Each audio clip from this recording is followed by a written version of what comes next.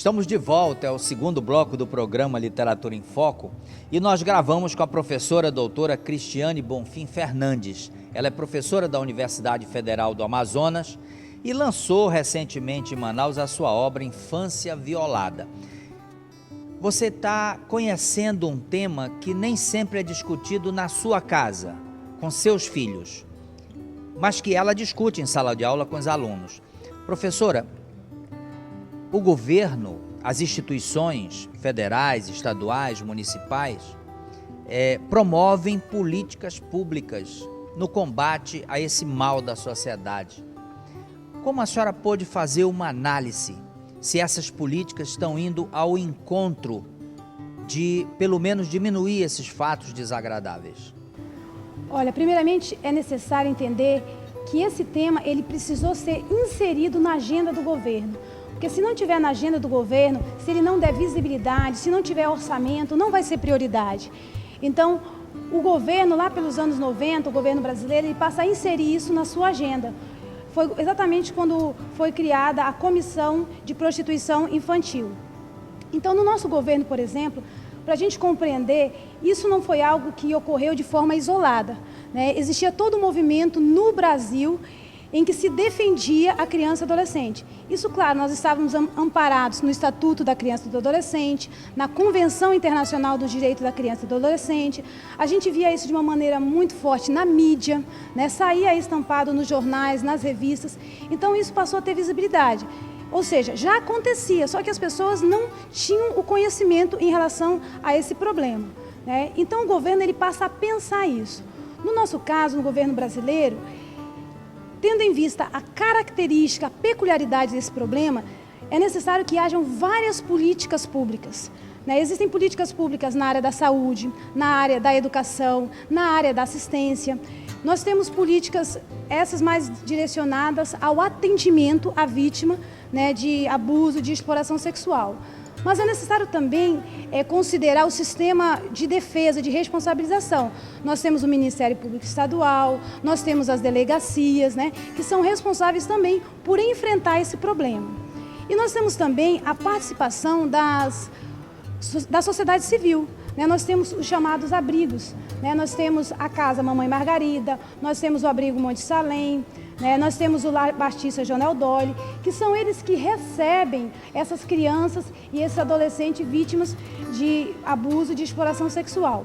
Então hoje, para a gente compreender as políticas públicas, é necessário considerar que o trabalho só pode ser feito de forma articulada, um trabalho em rede, né? Então as instituições elas encaminham e elas dependem uma das outras. Isso foi uma das minhas descobertas, né?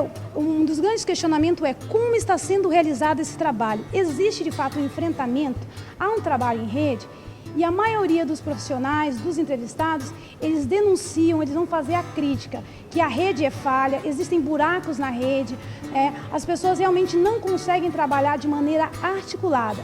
Então isso fragmenta, isso fragiliza o enfrentamento do problema. Mas não é apenas um problema de políticas públicas, né? Nós sabemos que também é necessário a família se envolver com essa questão, né? Porque hoje a gente tem como prioridade a criança e adolescente, mas quem é que vai dar essa prioridade? A família, o Estado e a sociedade. E muitas vezes as pessoas cobram apenas do Estado, mas a maioria dos casos de abuso, de exploração sexual, eles acontecem no interior da família. Padrastos, pais, avós, né? Como você falou, esse é um tema importante que a família tem que discutir, né? Porque muitas vezes o que se faz, na maioria das vezes, é encobrir esse problema.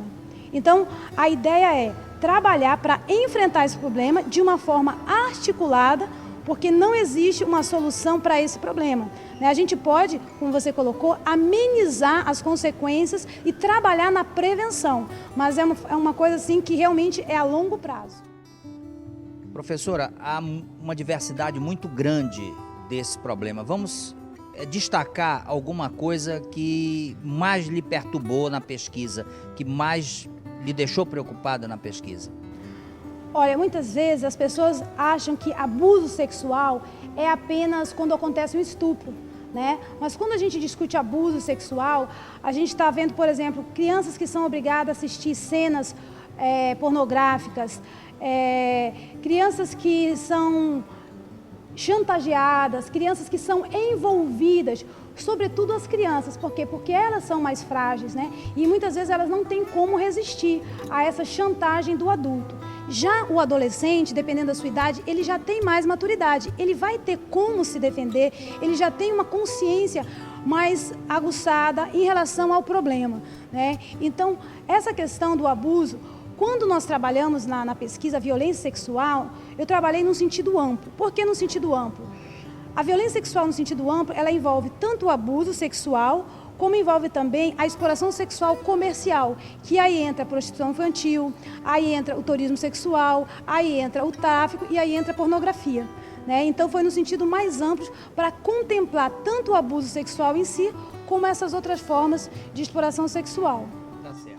Professora, novamente eu peço licença da senhora e de você, telespectador, para um pequeno intervalo, mas claro que eu trago para você a dica da importadora TVLA. Me aguarde, eu volto em seguida.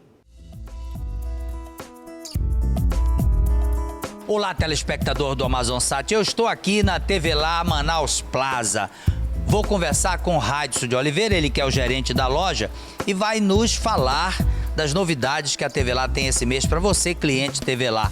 Radisson, qual é as novidades para o cliente TVLA este mês? Cliente TVLA e todos os que assistem a AmazonSat pode estar vindo em qualquer loja TVLA, em especial do Plaza, para estar adquirindo tudo que há de mais moderno em tecnologia, em celular, notebooks, tablets, com um show de variedades. Agora, as crianças aqui também têm o seu espaço. A TVLA do Plaza é a única loja que tem um espaço Kids. É um espaço reservado para todos os nossos clientes, aqueles que vêm comprar com seus filhos e podem fazer as suas compras com mais tranquilidade enquanto os filhos estão brincando no espaço Kids. E aquele cliente que está lá no interior do estado, que quer chegar aqui, como é que ele vai ter acesso ao endereço e o telefone da TVLA? É muito fácil chegar aqui. Nosso endereço é na Avenida Djalma Batista, número 2100. O nosso telefone é o 3642-3224. Então você já sabe, a TVLA é você no melhor lugar.